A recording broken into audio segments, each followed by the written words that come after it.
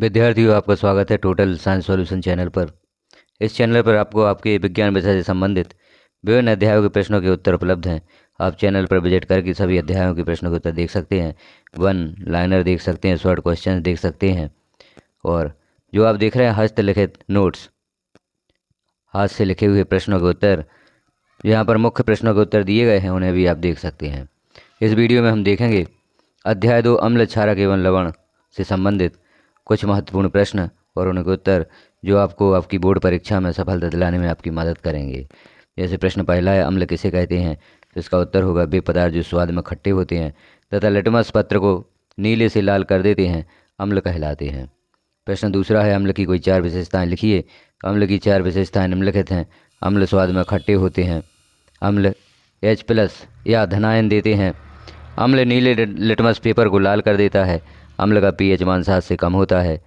और पांचवी जो विशेषता है वह है अम्ल धातु के साथ अभिक्रिया कर लवण एवं हाइड्रोजन गैस प्रदान करता है, जैसे हाइड्रोक्लोरिक अम्ल और नाइट्रिक अम्ल। प्रश्न तीसरा है, क्षारक एवं क्षार को बताइए अथवा क्षार एल्कली किसे कहते हैं? उत्तर होगा क्षारक वे पदार्थ जो स्वाद में कसैले या कड़वे होते हैं, क्षारक कहलाते हैं। और क्षार जल में घुले क्षारक या क्षार एल्कली कहलाते हैं तथा लाल लिटमस को नीला कर देते हैं। प्रश्न चौथा है, क्षार की कोई 4 विशेषताएं बताइए। क्षार की 4 विशेषताएं निम्नलिखित हैं। क्षार स्वाद में कड़वे या कसैले होते हैं। दूसरा, क्षार ऋणायन देते हैं। और क्षार लाल लिटमस को नीला कर देते हैं। क्षार का मान pH मान 7 से अधिक होता है। इसके उदाहरण हैं NaOH सोडियम हाइड्रोक्साइड और KOH पोटेशियम हाइड्रोक्साइड। प्रश्न पांचवा है, अम्ल एवं क्षार में कोई 4 अंतर लिखिए। तो अम्ल एवं क्षार में 4 अंतर यहाँ पर दिए गए हैं, जैसे आयन। इन बिंदुओं के आधार पर आयन, स्वाद, लिटमस पेपर, pH मान और उदाहरण के साथ हम अम्ल एवं क्षार में अंतर देखते हैं। तो आयन, अम्ल H+ आयन देते हैं, क्षार OH- आयन देते हैं। स्वाद, अम्ल स्वाद में खट्टे होते हैं और क्षार स्वाद में कड़वे या कसैले होते हैं। लिटमस पेपर, अम्ल नीले लिटमस को लाल कर देते हैं और क्षार लाल लिटमस पेपर को नीला कर देते हैं। pH मान, अम्ल का pH मान 7 से कम होता है, क्षार का pH मान 7 से अधिक होता है। अम्ल के उदाहरण हैं HCl, HNO3 और क्षार के उदाहरण हैं NaOH और KOH। अगला प्रश्न है, अम्ल क्षार सूचक किन्हें कहते हैं? वे प्राकृतिक या संश्लेषित रसायन जो अम्ल एवं क्षार की उपस्थिति को सूचित करते हैं, अम्ल क्षार सूचक कहलाते हैं। अगला प्रश्न है, तनुकरण से क्या समझते हो? तो उत्तर होगा, जल में अम्ल या क्षारक मिलाने पर आयन की सांद्रता H3O+ या OH- में प्रति इकाई आयतन में कमी हो जाती है। इस प्रक्रिया को तनुकरण कहते हैं एवं अम्ल या क्षारक तनुकृत होते हैं। गंधीय सूचक किन्हें कहते हैं? इसकी क्या उपयोगिता है? कुछ पदार्थ ऐसे होते हैं जिनकी गंध अम्लीय या क्षार के माध्यम में बदलने पर बदल जाती है, ऐसे पदार्थ गंधीय सूचक कहलाते हैं। ये सूचक दृष्टिबाधित छात्रों को अम्ल क्षारों की पहचान में सहायक हैं। अगला प्रश्न, पीतल एवं तांबे के बर्तनों में दही एवं खट्टे पदार्थ क्यों नहीं रखने चाहिए? इसका उत्तर होगा, दही एवं खट्टे पदार्थ में अम्ल पाए जाते हैं जो पीतल एवं तांबे से क्रिया कर विषैले लवण बनाती है, जिसके कारण यह खाने लायक नहीं रह जाते तथा बर्तन भी संक्षारित हो जाते हैं। इसलिए पीतल एवं तांबे के बर्तनों में दही एवं खट्टे पदार्थ नहीं रखना चाहिए। अगला प्रश्न है, अम्ल का जलीय विलयन क्यों विद्युत का चालन करता है? उत्तर होगा, जल में घुलने पर अम्ल आयनों का निर्माण करता है जो विद्युत के वाहक होते हैं, इस कारण विद्युत का चालन करते हैं। प्रश्न 11वां है, शुष्क हाइड्रोक्लोरिक गैस शुष्क लिटमस पत्र के रंग को क्यों नहीं बदलती है? उत्तर होगा, शुष्क हाइड्रोक्लोरिक गैस शुष्क लिटमस के साथ हाइड्रोजन आयन नहीं बनाती है, इस कारण इसका रंग नहीं बदलती है।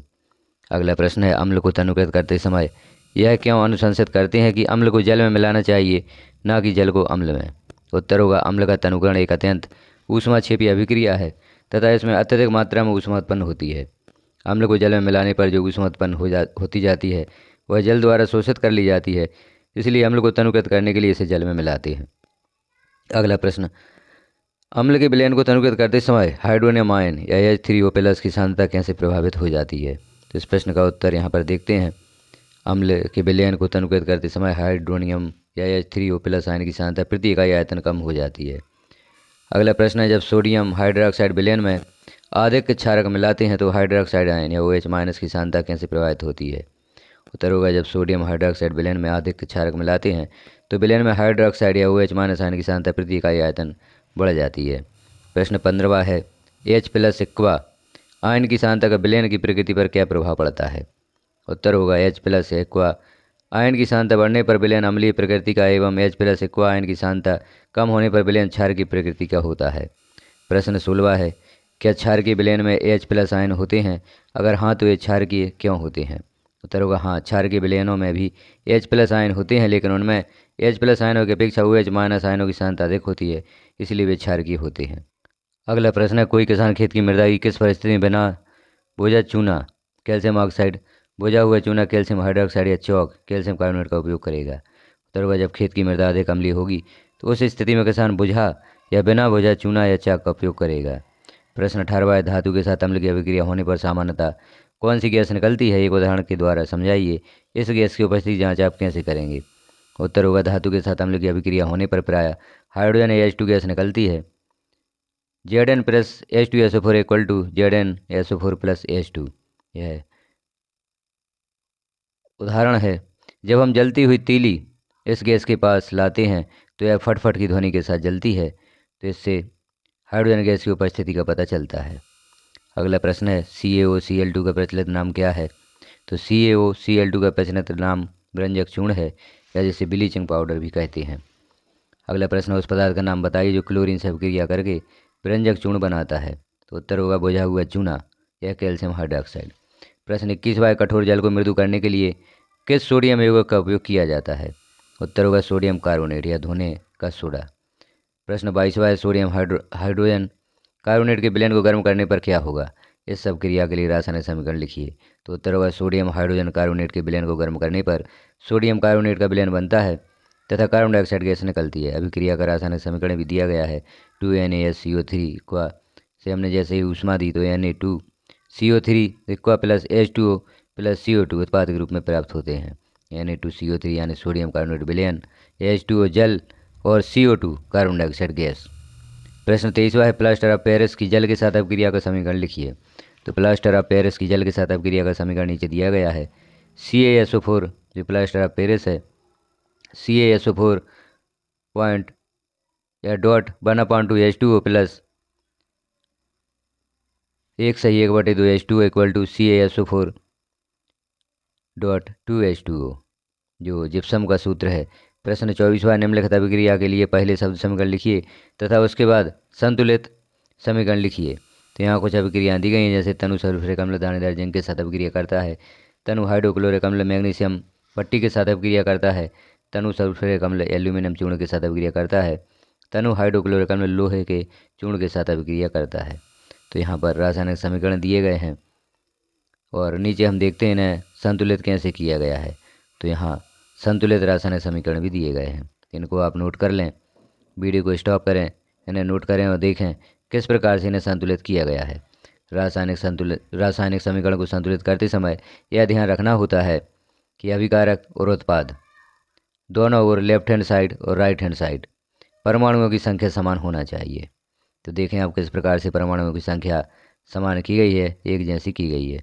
प्रश्न 25 है, आश्रित जल विद्युत का चालक क्यों नहीं होता है जबकि वर्षा का जल होता है? उत्तर होगा आश्रित जल में हाइड्रोजन आयन H+ या हाइड्रोक्साइड आयन OH नहीं होते हैं जो विद्युत के वाहक होते हैं, इसलिए आश्रित जल विद्युत का चालक नहीं होता। जबकि वर्षा का जल में अम्ल की मात्रा होती है जो हाइड्रोजन आयन H+ देती है, इसलिए वर्षा जल विद्युत का चालक होता है। प्रश्न 26 है, 5 विलयनों ABCD एवं E की जब रासायनिक सार्वजनिक सूचक से जांच की जाती है तो pH के मान क्रमशः 4, 1, 11, 7 एवं 9 प्राप्त होते हैं। कौन सा विलयन उदासीन है? कौन सा विलयन प्रबल क्षारीय है? कौन सा विलयन प्रबल अम्लीय है? कौन सा विलयन दुर्बल अम्लीय है? कौन सा विलयन दुर्बल क्षारीय है? pH के मानों को हाइड्रोजन आयनों की सांद्रता के बढ़ते क्रम में व्यवस्थित कीजिए। तो उत्तर होगा विलयन D उदासीन है, pH इसका 7 है। विलयन C प्रबल क्षारीय है क्योंकि pH इसका 11 है। विलयन B प्रबल अम्लीय है क्योंकि pH 1 है। विलयन A दुर्बल अम्लीय है क्योंकि pH 4 है। और विलयन E दुर्बल क्षारीय है क्योंकि pH इसका 9 है। तो विलयन उदासीन होता है यदि pH मान 7 हो, और यदि pH मान 7 से अधिक होता है तो विलयन क्षारीय होता है, और pH मान 7 से कम होता है तो विलयन अम्लीय होता है। दिए हुए pH मानों को हाइड्रोजन आयनों की सांद्रता के बढ़ते क्रम में हम इस प्रकार रख सकते हैं C, E, D, A और B, अर्थात 11, 9, 7, 4 और 1 pH मान जो दिए गए हैं उन्हें हम बढ़ते क्रम में इस प्रकार से रख सकते हैं। अगला प्रश्न है, एक ग्वाला ताज़े दूध में थोड़ा बेकिंग सोडा मिलाता है, ताज़ा दूध के pH के मान को 6 से बदलकर थोड़ा क्षारकीय क्यों बना देता है? और बी है, इस दूध को दही बनने में अधिक समय क्यों लगता है? उत्तर ए का जो उत्तर होगा वह बेकिंग सोडा क्षारकीय होता है जिसका pH मान 7 से अधिक होता है। इसको दूध में मिलाने से दूध का pH मान 7 से अधिक हो जाता है, इससे दूध क्षारीय हो जाता है। और जो प्रश्न बी है, इस दूध को दही बनने में अधिक समय क्यों लगता है, इसका उत्तर होगा बेकिंग सोडा मिले दूध का pH मान साधारण दूध के pH मान से अधिक होता है, इसलिए दही बनने के लिए दूध को अधिक समय लगता है। अगला प्रश्न है, प्लास्टर ऑफ पेरिस को आर्द्ररोधी बर्तन में क्यों रखा जाता है, इसकी व्याख्या कीजिए। उत्तर होगा प्लास्टर ऑफ पेरिस आयताग्राही होता है और आर्द्रता, नमी या जलवायु से क्रिया करके कठोर पदार्थ का निर्माण करता है, इसलिए प्लास्टर ऑफ पेरिस को आर्द्ररोधी बर्तन में रखा जाना चाहिए। यहाँ पर समीकरण भी दिया गया है, समीकरण से भी आप देख सकते हैं, आयता से क्रिया करके जिप्सम का निर्माण कर लेता है प्लास्टर ऑफ पेरिस। उदासीनीकरण अभिक्रिया क्या है, 2 उदाहरण दीजिए। उत्तर होगा उदासीनीकरण, अम्ल और क्षारक आपस में क्रिया करके लवण एवं जल बनाते हैं, यह प्रक्रिया उदासीनीकरण कहलाती है। उदाहरण भी यहाँ पर दिए गए हैं, जैसे हाइड्रोक्लोरिक अम्ल और क्षारक है NaOH, इसकी क्रिया तो NaCl लवण बनता है और जल का निर्माण होता है। प्रश्न अगला है, धोने का सोडा एवं बेकिंग सोडा के दो प्रमुख उपयोग बताइए। धोने के सोडा के उपयोग हैं, इसका उपयोग कांच, साबुन एवं कागज उद्योगों में होता है और दूसरा इसका उपयोग घरों में साफ सफाई के लिए होता है। बेकिंग सोडा का उपयोग बेकरी में बेकिंग पाउडर बनाने में इसका उपयोग किया जाता है, दूसरा एंटीसिड के रूप में, और सोडा अम्ल अग्निशामक में इसका उपयोग किया जाता है। प्रश्न 31वां है, pH स्केल किसे कहते हैं? तो उत्तर होगा, किसी विलयन में उपस्थित हाइड्रोजन की सांद्रता ज्ञात करने के लिए ये स्केल विकसित किया गया है, जिसे pH स्केल कहते हैं। अगला प्रश्न, अम्लीय वर्षा से क्या समझते हैं? उत्तर होगा, वर्षा के जल का pH मान जब 5.6 से कम हो जाता है तो वह अम्लीय वर्षा कहलाती है। प्रश्न 33वां है, क्लोर क्षार अभिक्रिया से क्या समझते हो? उत्तर होगा, क्लोर क्षार अभिक्रिया है जब सोडियम क्लोराइड के जलीय विलयन में विद्युत धारा प्रवाहित की जाती है तो यह वियोजित होकर क्लोरीन गैस एवं सोडियम हाइड्रोक्साइड या क्षार उत्पादित करते हैं। इस प्रक्रिया को क्लोर क्षार प्रक्रिया या अभिक्रिया कहते हैं। अगला प्रश्न है, क्रिस्टलीकरण से क्या समझते हो? तो उत्तर होगा, क्रिस्टलीकरण, कुछ लवण शुद्ध अवस्था में विशिष्ट ज्यामितीय ठोस आकार के एक समान एवं चमकदार कण के रूप में होते हैं, जिन्हें क्रिस्टल कहते हैं, तथा क्रिस्टल बनाने की प्रक्रिया क्रिस्टलीकरण कहलाती है। अगला प्रश्न है, क्रिस्टलन जल क्या होता है? तो इसका उत्तर होगा, क्रिस्टलन जल लवण के एक सूत्र इकाई में जल के निश्चित अणुओं की संख्या को क्रिस्टलन जल कहते हैं। अगला प्रश्न, एक चींटी के डंक में उपस्थित अम्ल का नाम एवं रासायनिक सूत्र तथा इसके उपचार का उपाय बताइए। उत्तर होगा, चींटी के डंक में मेथेनोइक अम्ल या फॉर्मिक अम्ल होता है, इसका रासायनिक सूत्र HCOH होता है। इसके उपचार के लिए कोई उपलब्ध क्षार के लवण जैसे खाने वाला सोडा लगाना चाहिए। प्रश्न 37वां, निम्नलिखित के रासायनिक सूत्र लिखिए। तो यहाँ पर ब्रंजक चूर्ण प्लास्टर ऑफ पेरिस का रासायनिक सूत्र लिखना है, तो ब्रंजक चूर्ण का है CaOCl2, प्लास्टर ऑफ पेरिस का है CaSO4.12H2O। यहाँ पर आप देखें वर्ष भी दिया गया है, किस वर्ष में यह प्रश्न परीक्षा में पूछा गया था, तो उसको भी आप देखते जाएं। तो अगला प्रश्न है, अम्लीय वर्षा कब होती है, इसके कारण एवं प्रभाव लिखिए। तो उत्तर होगा, अम्लीय वर्षा जब वर्षा जल का pH मान 5.6 से कम हो जाता है तो अम्लीय वर्षा कहलाती है। जब वर्षा का जल वायुमंडल में उपस्थित गैसों से मिलकर अम्ल बनकर पृथ्वी के धरातल पर गिरता है तब इसे अम्लीय वर्षा कहते हैं। इसका प्रभाव, इससे इमारतों और खेती को बहुत हानि होती है। अगला प्रश्न है, निम्न प्राकृतिक स्रोत में कौन सा अम्ल पाया जाता है? उत्तर है, नींबू और चींटी का डंक में कौन सा अम्ल पाया जाता है? तो इसका उत्तर हम देखते हैं, नींबू में सिट्रिक अम्ल पाया जाता है और चींटी का डंक में मेथेनोइक अम्ल या फॉर्मिक अम्ल पाया जाता है। अगला प्रश्न है, निम्न प्राकृतिक स्रोत में कौन सा अम्ल पाया जाता है? सिरका, संतरा, इमली, टमाटर, खट्टा दूध, नींबू, चींटी का डंक और नेटल का डंक। तो सिरका में एसिटिक अम्ल, संतरा में सिट्रिक अम्ल, इमली में टार्ट्रिक अम्ल, टमाटर में ऑक्जेलिक अम्ल, खट्टा दूध या दही में लैक्टिक अम्ल, नींबू में सिट्रिक अम्ल, चींटी का डंक में मेथेनोइक अम्ल या फॉर्मिक अम्ल, नेटल का डंक में मेथेनोइक अम्ल या फॉर्मिक अम्ल पाया जाता है। अगला प्रश्न है, प्रबल अम्ल एवं दुर्बल अम्लों से क्या समझते हो? निम्न में से प्रबल अम्ल एवं दुर्बल अम्ल छांटिए। तो हाइड्रोक्लोरिक अम्ल, सिट्रिक अम्ल, एसिटिक अम्ल। इसका उत्तर होगा नाइट्रिक अम्ल, फॉर्मिक अम्ल एवं सल्फ्यूरिक अम्ल। और प्रबल अम्ल विलयन में अधिक संख्या में H+ आयन या H3O+ आयन उत्पन्न करने वाले अम्ल प्रबल अम्ल कहलाते हैं। हाइड्रोक्लोरिक अम्ल, नाइट्रिक अम्ल और सल्फ्यूरिक अम्ल प्रबल अम्ल के उदाहरण हैं। दुर्बल अम्ल क्या होते हैं? विलयन में कम संख्या में H+ आयन या H3O+ आयन उत्पन्न करने वाले अम्ल दुर्बल अम्ल कहलाते हैं। दुर्बल अम्ल के उदाहरण हैं साइट्रिक अम्ल, एसिटिक अम्ल एवं फार्मिक अम्ल। अगला प्रश्न, व्यंजक चूर्ण का रासायनिक नाम, सूत्र एवं दो उपयोग लिखिए। व्यंजक चूर्ण का रासायनिक नाम कैल्शियम ऑक्सीक्लोराइड और व्यंजक चूर्ण का सूत्र CaOCl2। इसका उपयोग कागज एवं कपड़े के व्यंजन में, कीटाणुनाशक के रूप में और रासायनिक उद्योगों में उपचार के रूप में किया जाता है। अगला प्रश्न, केक बनाने के लिए बेकिंग पाउडर का प्रयोग किया जाता है। यदि घर पर आपकी माताजी केक बनाने के लिए बेकिंग सोडा का प्रयोग करें तो यह केक के स्वाद में किस प्रकार प्रभावित करेगा और क्यों? बेकिंग सोडा को किस प्रकार बेकिंग पाउडर में परिवर्तित किया जा सकता है और टार्ट्रिक अम्ल का बेकिंग सोडा में मिलाने का क्या महत्व है? इसका उत्तर होगा, ये प्रश्न का उत्तर होगा, गर्म करने पर बेकिंग सोडा धावन सोडा में परिवर्तित हो जाता है जिसका स्वाद कड़वा होता है, इसलिए केक में कड़वापन आ जाता है। बी का उत्तर है, बेकिंग सोडा में उपयुक्त मात्रा में टार्ट्रिक अम्ल मिलाने से बेकिंग सोडा बेकिंग पाउडर में परिवर्तित हो जाता है। और सी का उत्तर है, टार्ट्रिक एसिड बेकिंग के समय बेकिंग सोडा के गर्म होने पर बने धावन सोडा से अभिक्रिया करके उसे उदासीन करता है, इस कारण केक का स्वाद कड़वा नहीं होता है। प्रश्न 44वां है, प्लास्टर ऑफ पेरिस के कोई 4 उपयोग लिखिए। तो प्लास्टर ऑफ पेरिस के उपयोग यहाँ दिए गए हैं। टूटी हड्डी को जोड़ने में, खिलौने बनाने में, मूर्तियाँ बनाने में, सजावटी सामान बनाने में, दंत चिकित्सा में, सांचे बनाने में और सतह को चिकना बनाने में, जैसे दीवार आदि। अब अगला प्रश्न, निम्नलिखित के 2 उपयोग लिखिए। बेकिंग सोडा, व्यंजक चूर्ण, प्लास्टर ऑफ पेरिस और धोने का सोडा। बेकिंग सोडा के उपयोग हैं एंटीसिड या प्रति अम्ल के रूप में बेकरी उत्पादों में। व्यंजक चूर्ण के उपयोग हैं कागज एवं कपड़ों के व्यंजन में। दूसरा उपयोग कीटाणुनाशक के रूप में और जल को शुद्ध करने में। प्लास्टर ऑफ पेरिस के उपयोग हैं टूटी हड्डियों को जोड़ने में, खिलौने, मूर्तियाँ एवं चौक बनाने में, दंत चिकित्सा में, सांचे में, अग्निशामक यंत्र में। धोने का सोडा के उपयोग हैं धुलाई करने में, कांच उद्योग में और साबुन उद्योग में। अगला प्रश्न है, pH परिवर्तन के कारण दंत क्षय किस प्रकार होता है, इससे कैसे बचा जा सकता है? तो उत्तर है, pH परिवर्तन के कारण दंत क्षय उदासीन pH स्तर 7 होता है। जब मुंह का pH स्तर 5.5 से नीचे गिरने लगता है तो दंत क्षय होने लगता है। pH स्तर के गिरने का कारण अति अम्लीय भोजन एवं पेय का अधिक उपयोग है। दंत क्षय से बचाव, अम्लीय भोजन एवं पेय का कम उपयोग करना चाहिए। भोजन के बाद दांतों की सफाई करनी चाहिए। अगला प्रश्न है, प्राकृतिक एवं संश्लेषित सूचक क्या होते हैं? दोनों के 2 उदाहरण लिखिए।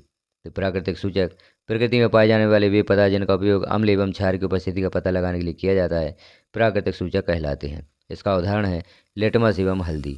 और संश्लेषित सूचक मानव निर्मित सूचकों को संश्लेषित सूचक कहते हैं। इसका उदाहरण है मेथिल ऑरेंज और फेनोल्फथालीन। प्रश्न 48वां है, pH स्केल से क्या तात्पर्य है? pH के कोई 2 महत्व लिखिए अथवा दैनिक जीवन में pH का महत्व लिखिए। तो pH स्केल किसी विलयन में उपस्थित हाइड्रोजन आयन की सांद्रता ज्ञात करने के लिए जिस स्केल का उपयोग किया जाता है उस स्केल को pH स्केल कहते हैं। इसका मान 0 से 14 तक होता है। और pH मान किसी विलयन में अम्लता या क्षारकता की माप है। यदि किसी विलयन का pH मान 7 से कम है तो वह अम्लीय, यदि 7 है तो वह उदासीन एवं 7 से अधिक है तो वह क्षारीय विलयन होगा। pH का महत्व या उपयोगिता, तो मृदा का pH मान ज्ञात करने, मृदा में बोई जाने वाली फसल की किस्म, मिलाए जाने वाले उर्वरक आदि सुनिश्चित करने में। और दूसरा है अपच के उपचार में एंटीसिड या प्रति अम्ल के रूप में। अब इस भाग में हमने देखे अध्याय 2 अम्ल, क्षारक एवं लवण से संबंधित कुछ महत्वपूर्ण प्रश्नों के उत्तर। इसके हम अगले भाग में देखेंगे, अगले वीडियो में देखेंगे वस्तुनिष्ठ प्रश्न। जो अध्याय 2 अम्ल, क्षार एवं लवण के वस्तुनिष्ठ प्रश्न हैं उन्हें आप अगले वीडियो में देखेंगे। तो इसके लिए आप चैनल को सब्सक्राइब कर लें, बेल आइकन को क्लिक कर ऑल पर प्रेस कर दें, ताकि जैसे ही आगे वस्तुनिष्ठ प्रश्न चैनल पर पब्लिश किए जाते हैं तो नोटिफिकेशन के रूप में आपको प्राप्त हो सकेंगे। और अन्य अध्यायों के प्रश्नों के उत्तर प्राप्त करने के लिए भी चैनल को सब्सक्राइब करना आवश्यक है। तो अगले वीडियो का इंतज़ार कीजिए। तब तक आप जो यहाँ पर प्रश्नों के उत्तर पब्लिश किए गए हैं इन्हें अपनी परीक्षा हेतु तैयार कीजिए। इस वीडियो को लास्ट तक देखने के लिए आपका धन्यवाद और अगले वीडियो का करें इंतज़ार।